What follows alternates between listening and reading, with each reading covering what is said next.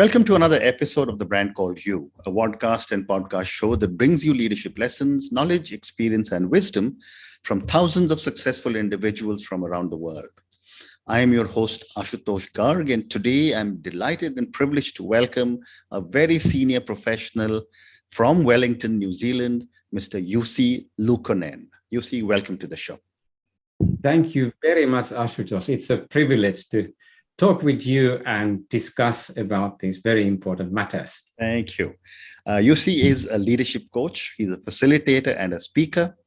He's an author of 6 books, and all of you know I'm very partial to authors. And he's also trained as a theater director. So Jussi, before we get into coaching and your books, tell me about your journey from Finland to New Zealand and from theater to being a coach. Yes, actually, it's a full circle because when I was a theater director as a very young man, it was coaching. So if you want to create beautiful theater which touches the audience and takes them to a journey, you need to coach those actors to bring the best out in themselves. So it's a coaching with the vision of bigger goal.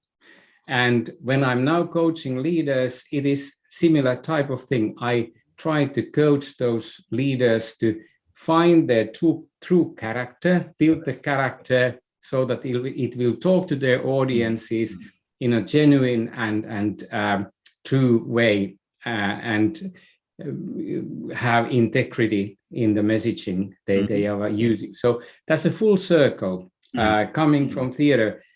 How I came to New Zealand, that was just almost coincidence. 16 years ago or 17 years ago now, I met one recruiter in, I think it was in Germany. I was on a work trip there. She saw my presentation and asked me if I'm interested in working in New Zealand. And to cut long story short, about 2-3 months later, I was on a plane with my family flying to New Zealand and starting my new life here. So it was kind of leap of faith, but I've always done those things. I trust my gut, and I always believe that tomorrow is better than today, and today is better than yesterday. So that's why I'm always open to new challenges. Fantastic, fantastic. So let's now talk about your journey, your learnings as a leadership coach. How did you determine that coaching was for you? I didn't really ever thought that I am a coach. I thought myself as a creative person who loves to see patterns and conceptualize those findings in a way that could help people then build something beautiful.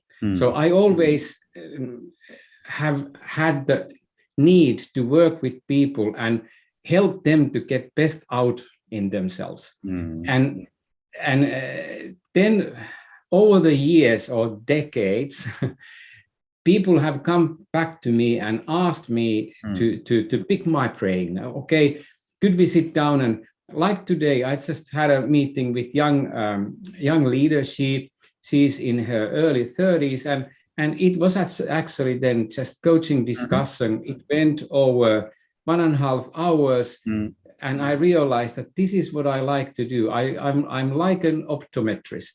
I help people to see better their life and their business, and I prescribe better lenses for them to see the world clear. Better lenses with the right power. Yes. Wonderful. And good frames. Absolutely. Well said. So you see now, moving on, given the amazing background you have had, how has your background impacted your coaching philosophy, your style, and your values? In many, many ways. And I think the most important lesson I have learned and how my background has taught me is that never mix personalities with their actions and the role they are playing. Every one of us is worthy of respect and and full and potential person. So every one of us has infinite potential. Yeah. And the coach is there to help people to tap into that potential and not judge or not teach, so to speak, but help them to open their hearts and minds and spirit so that they can embrace their own power better. And that has been, the theater has been there, that the main influencer, because when I was a young theater director, I realized that people are diverse. They are so different that I don't have any means or tools to judge or put them in the boxes. The only thing I can do is to try to understand why they do things, how they do things, and then what they do is just kind of outcome of all those things. But if I look at every person I've coached, it's been a journey to open up their infinite potential. Amazing. You've also, because of the kind of people you have interacted with and different countries that you have worked in, my next question is, how have you been shaped by people in your life? And how are they influencing you as a coach today? And do give me some examples. Well, good example, for example, is my wife. She's Japanese. So me as a Finnish man, I was born in Finland during 60s, 50s, right after the Second World War. So I belong to a generation that was still brought up in a very rural setting. And the world was far away. It was very close, small, homogeneous society. And then to be married then decades later to a Japanese lady, it has given me a way to kind of breathe in and breathe out different cultures, to understand in a family settings what diversity really means. And my wife has been teaching me as a person how to read other cultures. And we can see that in our son, who is now 19 years old, who speaks fluent Finnish, Japanese, and English, how he can then read other people, other cultures, without judgments, just embracing their humanity. So that's one example. And then the second example is New Zealand itself and my friends here, because like in one job I was at a few years ago, we calculated that we have 19 nationalities in that work. So New Zealand is extremely diverse society. And then we have very strong indigenous culture called Maori culture here. And listening and learning from Maori people, from their cultural heritage and from their approach to life, that has taught me a really important lesson also to embrace the diversity and understand that we all are interconnected and we can't in this lifetime do anything alone. We always need other people. And then those things have been very beautiful lessons to me to learn, coming from small tiny little Finnish village where everybody were white, blonde, blue-eyed people who had very deep Lutheran religious beliefs, and suddenly to be married to a Buddhist lady, to be in diverse culture in New Zealand. Wow, that has been a fantastic journey. Absolutely. I mean, imagine Dutch, a Finnish guy married to a Japanese lady living in New Zealand. What could be more diverse than this? Fantastic. So you see, moving on, when I was reading about you, there's another question that came up. What is incomplete from your past that may be affecting your ability to be the best coach you can be? There are a lot of things that still wait to be kind of coming to the surface. I'm always searching my soul. I'm always trying to find those things that I need to open up to be able then close the loops. And I think one of the biggest loops that I still need to kind of complete is the fact that I need to go back to my creative roots and focus more, because now at you know my age, I have 20, 30 years maybe left. I need to kind of give back and complete the loop by, for example, go back to the theater in some way or form, maybe not directing, but maybe supporting, you know, art community and help young creatives to find their own path. So that's the big loop that I'm kind of closing, and making sure that my legacy will be that of a creation, and embracing the beauty of life. Very interesting. My next question to you, Jussi, is how does the historical context in which you were raised impact your view of yourself, your clients, and your coaching? My father was a farmer, and he was a person with very, very, very few words. I hardly ever had a conversation with my father, verbal conversation. And it is strange because I'm talkative and my father was totally silent person. And from my father, I learned to observe, because that was the only way to communicate with him, to observe and to understand him on a new level. On the other hand, my mother, she was very intuitive and really, she was, sometimes she was almost like a mind reader. And from those two people, I learned to listen, but also to observe and go beyond words. And sometimes people have told me that it's even scary because I can say things that press the buttons because my intuition is strong.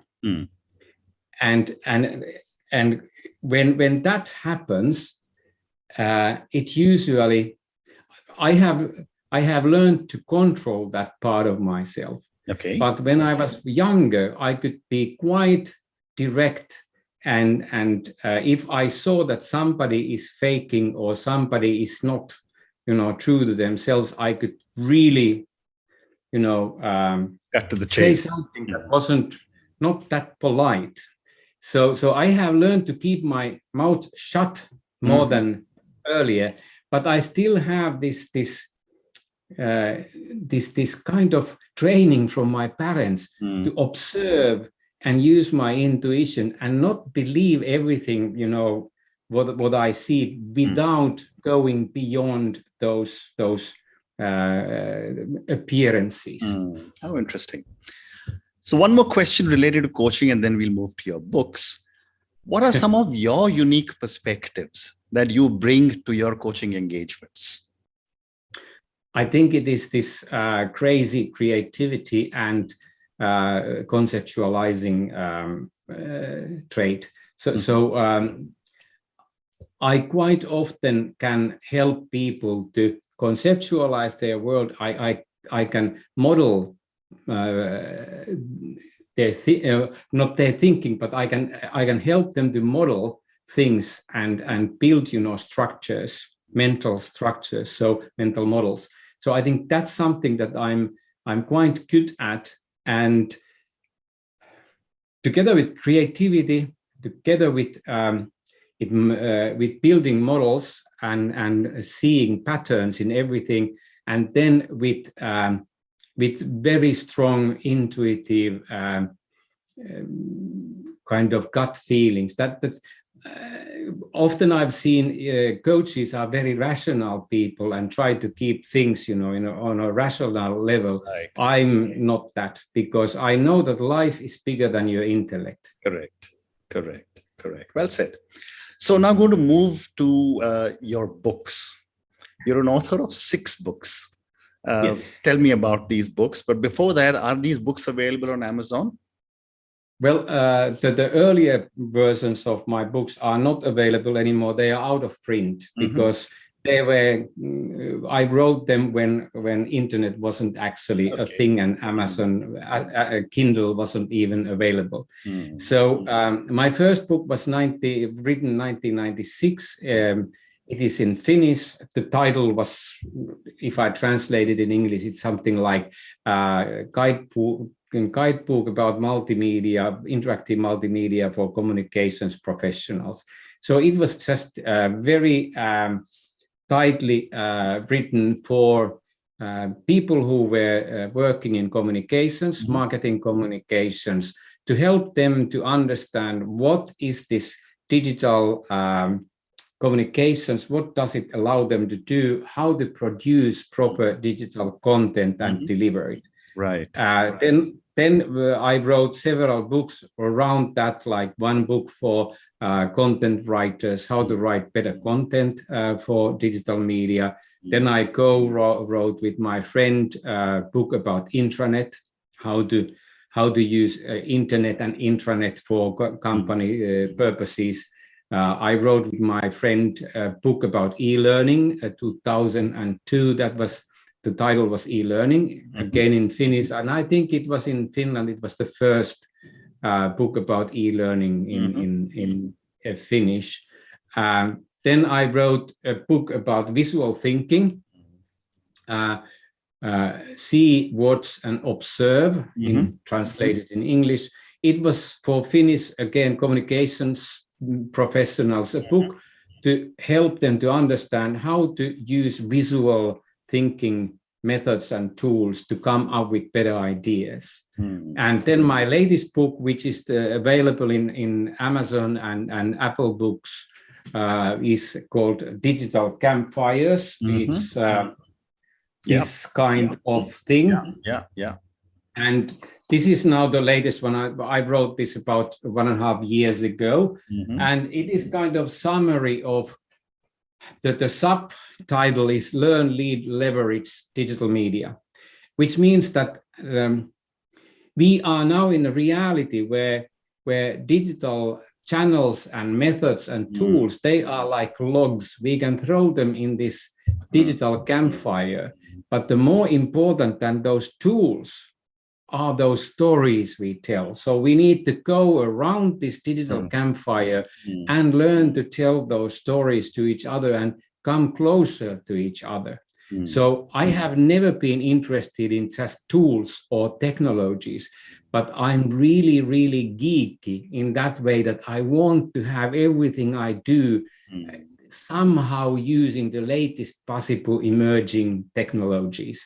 So digital campfire is a metaphor for bringing people back together, because social media has made us so, it's ugly beast. And we need to learn to listen our stories, other people's stories better. So that's in short my journey as an author. Well said. But I have to ask you this question. A theater director who has now become a coach, how did you get such an amazing understanding of the internet and the digital world? That was funny. Again, coincidence, even though I don't believe in coincidence, I'm a Buddhist. So it was 1987. I saw a Macintosh computer on the desk of my friend. And I already had computer a few years, and I couldn't do anything with those ugly, terrible MS-DOS machines. But then I saw Macintosh, and on that machine there was a program called HyperCard made by Bill Atkinson, and it was the first interactive multimedia development platform for common mortals. Mhm. And next day I went to bank and took a huge loan and bought my first Macintosh, and I was hooked. I was just fascinated by the fact that I can create non-linear, interactive story structures. And then I started to learn more, and I was not learning technology, but I was learning how to use that technology for storytelling. And then one thing led to another. There's one story that the personal assistant of the CEO of Apple Finland called me and asked me if I could train their people to use this program HyperCard. Wow. And I was a theater director, having first night coming, and I thought, what? I'm a theater director. I can't teach your people. You are importing these machines, and you are the creators of this program HyperCard, so you should know. Yeah. And she told him, but we thought that you are the only one in Finland now who understood what to really do with it. But when she told me how much they would pay for a training day, I just asked, okay, where do I come and what do I wear? Well said, well said, well said. So you see, now my last question to you, and this is for the many, many people who will listen to our conversation. Based on this incredible life journey that you have had across so many countries, so many different specialisms, and we just learned about your digital story also, what would you say are 3 lessons you would like the viewers and listeners to take away? The only thing that is important in life is to build compassion, wisdom, and courage. Those are the 3 things from my life that every day I think that, how do I be more compassionate? How can I build my wisdom based on reason and facts, and not my opinions or biases? And how can I find courage to do the right thing? So those are the things: be compassionate, be wise, and be courageous. Amazing. And on that note of be compassionate, be wise, and be courageous, thank you, Jussi, for speaking to me. It has been such a privilege. I've learned a lot of new things from you, including coaching as being like an optometrist who actually gives the coachee a new lens to look for. Thank you for sharing with me your incredible story and your amazing journey. And thank you also for sharing with me so many of your excellent lessons. Thank you for speaking to me, and good luck. Thank you so much, Ashutosh. It's been a privilege to be here. Thank you for having me. Thank you. Thank you for listening to the Brand Called You videocast and podcast, a platform that brings you knowledge, experience, and wisdom of hundreds of successful individuals from around the world. Do visit our website www.tbcy.in to watch and listen to the stories of many more individuals. You can also follow us on YouTube, Facebook, Instagram, and Twitter. Just search for the Brand Called You.